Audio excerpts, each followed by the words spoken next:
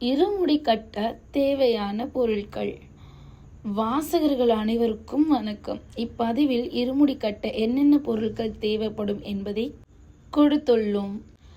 நம் வீடுகளில் அப்பா, அண்ணா, தம்பி, கணவர் என ஏதேனும் ஒரு நபர் சபரிமலை ஐயப்பன் சுவாமிக்கு மாலை அணிந்து ஒரு மண்டல விரதம் இருந்து இருமுடி கட்டி சபரிமலைக்கு ஐயப்பனை தரிசிக்க, பள்ளிக்கட்டு சபரிமலைக்கு யானை காண, சுவாமியை காண என்ற சரண கோஷத்தோடு மலைக்கு செல்வார்கள்.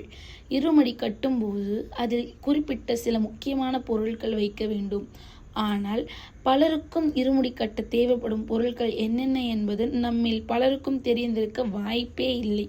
ஆகையால் அதை தெரிந்து கொள்ளும் விதமாக இப்பதிவு அமையும்.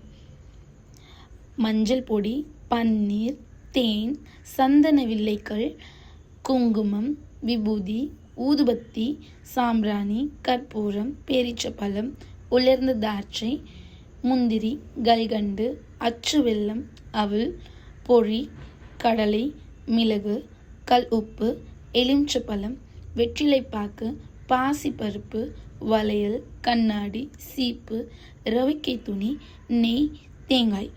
இருமுடியில் முன்முடியில், அதாவது இருமுடியில் முன்பக்கம் இருக்கும் கட்டு நெய், தேங்காய் மற்றும் பூஜை பொருட்கள் வைத்து கட்டப்படும்.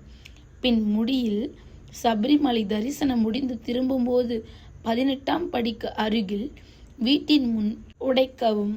2 தேங்காய்கள் மற்றும் மாலை அணிந்தவாருக்கு தேவையான பொருட்களும் வைத்து கட்டப்பட்டிருக்கும்.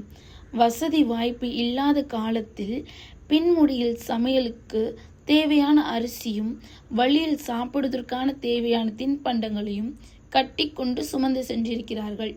இருமுடி கட்டி சென்றதும் நாம் முடிந்த அன்னதானத்தை வழங்கலாம்.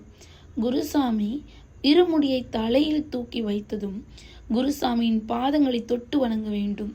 தலையில் இருமுடி சுமந்ததும் வீட்டு வாசலில் தேங்காயை உடைத்து திரும்பி பார்க்காமல் தலையில் இருமுடி கட்டும் மனதில் ஐயப்பனை நினைவு கூறுமாடி சபரிமலைக்கு செல்ல வேண்டும். இவ்வாறு செய்தால் ஆண்டுதோறும் வீடுகளில் சகல ஐஸ்வர்யமும் நன்மையும் நிறைந்து ஆண்டவனின் அருளால் நிலைத்திருக்கும்.